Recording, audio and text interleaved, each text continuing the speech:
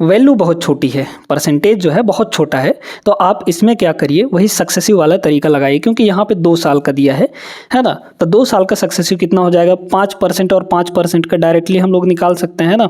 5% और 5% का कैसे निकालेंगे, एक बार इन दोनों को जोड़ दीजिए, दोनों को जोड़ेंगे तो 5 और 5 कितना हो जाएगा, 10% हो जाएगा, सॉरी है ना। एक बार इन दोनों को जोड़ेंगे, फिर लगा लेंगे पॉइंट, और यहाँ एक बार इन दोनों को मल्टीप्लाई करेंगे तो कितना हो जाएगा, 5 पचम 25 हो जाएगा।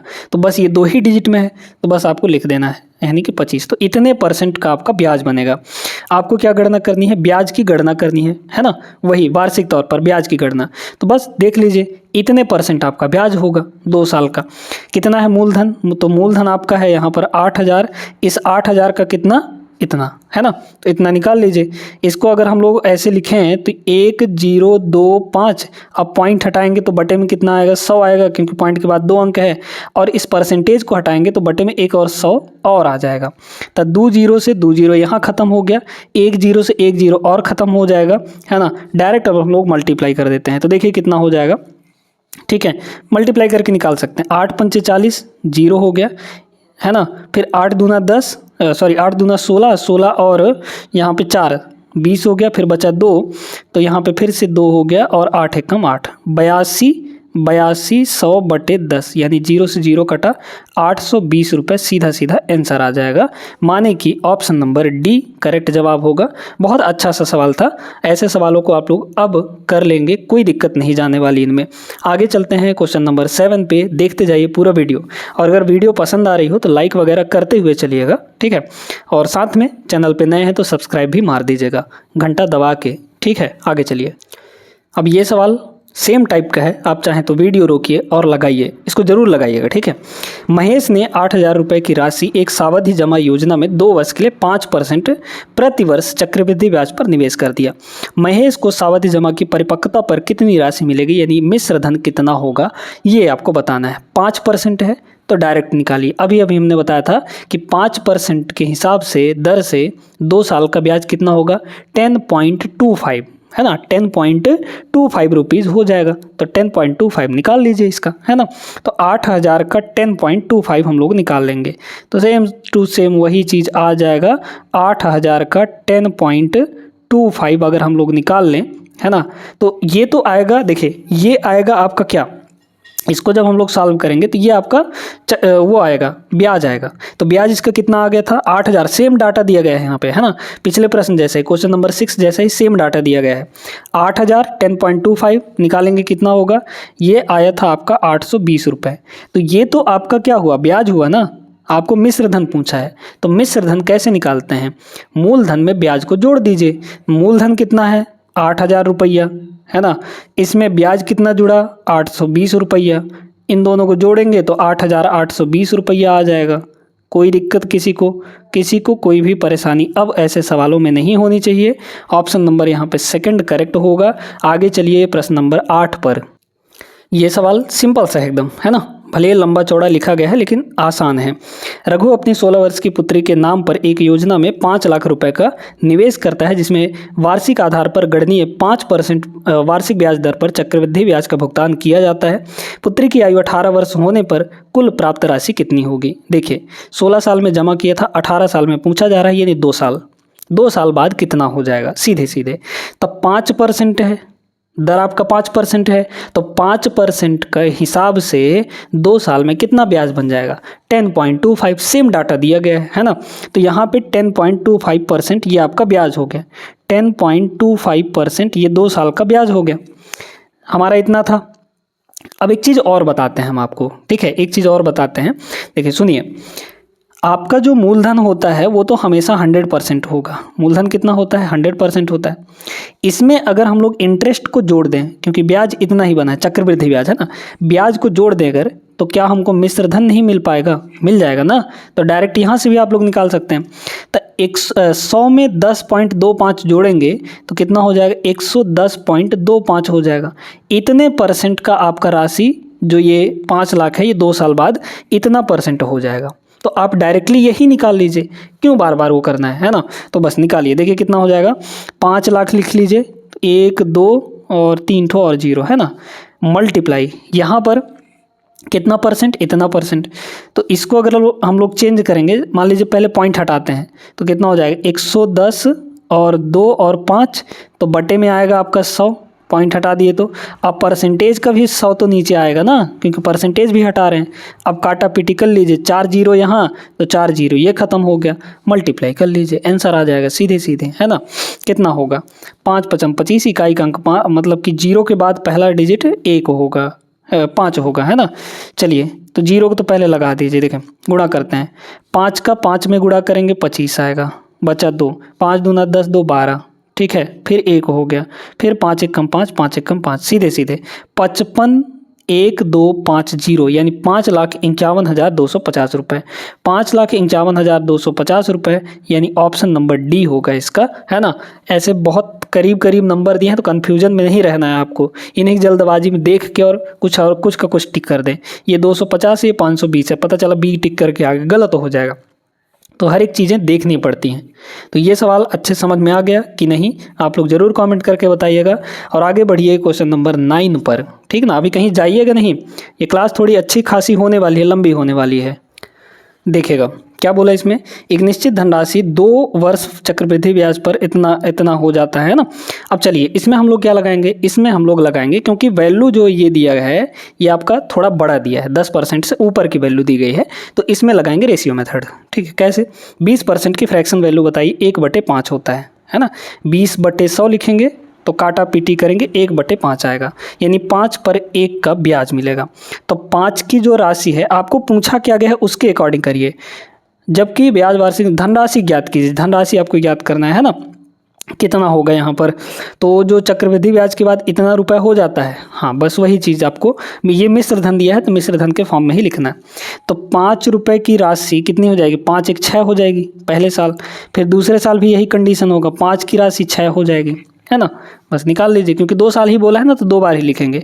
सक्सेसिव लगाइए यहाँ पे, 5 पचम 25, ये 25 हो गया, ये मूलधन है, 6 छक्के ये हो जाएगा 36, ठीक है। तो ये मिश्र धन है, और यही मिश्र धन आपको गिवन कितना है 7200 रुपये, है ना।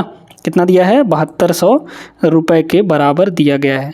क्या ये 2 बार में नहीं कट जाएगा, एक की वैल्यू कितनी होगी 36 दूना 72 मतलब कि 200, तो 25 की वैल्यू कितनी हो जाएगी, आपको धनराशि चाहिए ना, तो बस निकाल लीजिए, 25 इसमें गुणा कर दीजिए तो ये हो जाएगा 25 दूना 1 50 और डबल 0 मतलब 5000, सीधे सीधे 5000, ऑप्शन डी करेक्ट होगा। अच्छे से क्लियर हो गया होगा, अच्छे से आप लोग को समझ में आ गया होगा, यहाँ पर ये ऑप्शन सही हो जाएगा, है ना।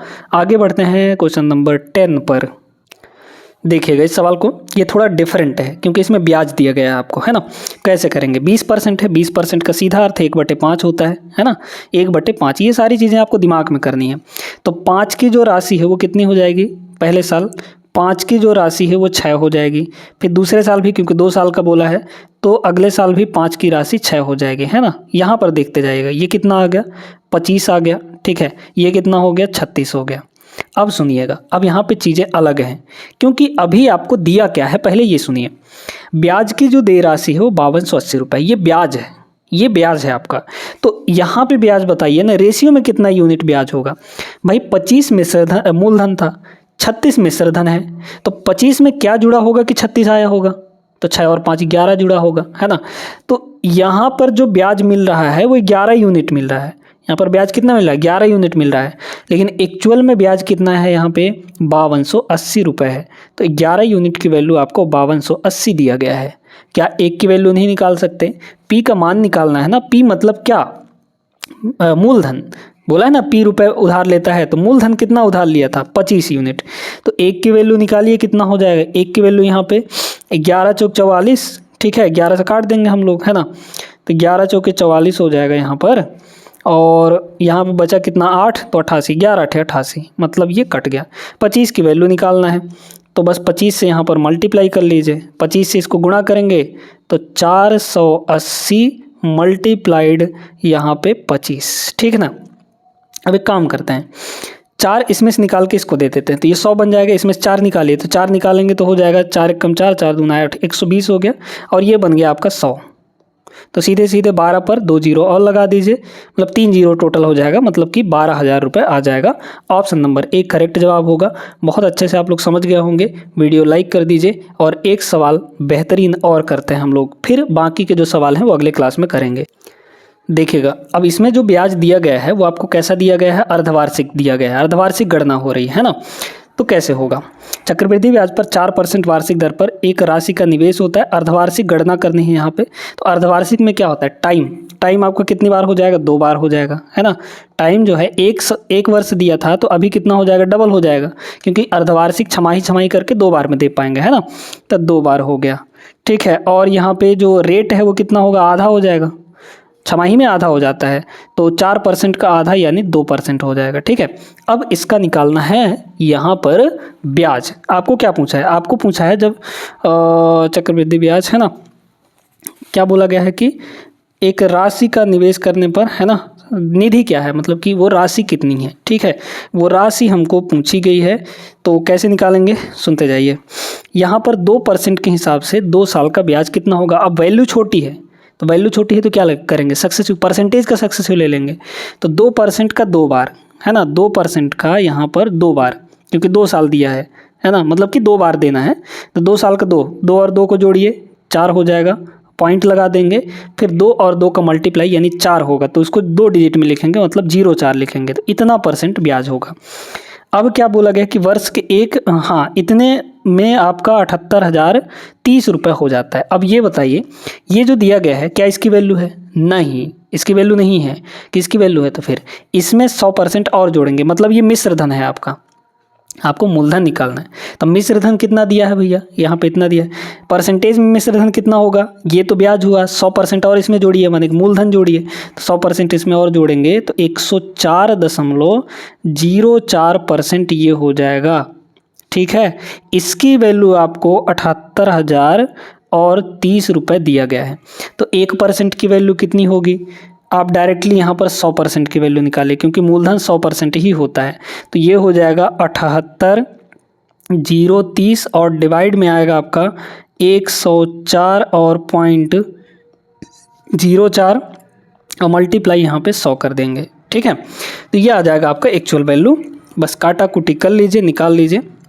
आप चाहें तो यहाँ पे 7-5 नहीं, डिजिटल सम नहीं लगा सकते, डिजिटल सम नहीं लगा सकते, तो इसको क्या करेंगे हम लोग, यहाँ पर कुछ ना कुछ तो जुगाड़ लगाना पड़ेगा, है ना।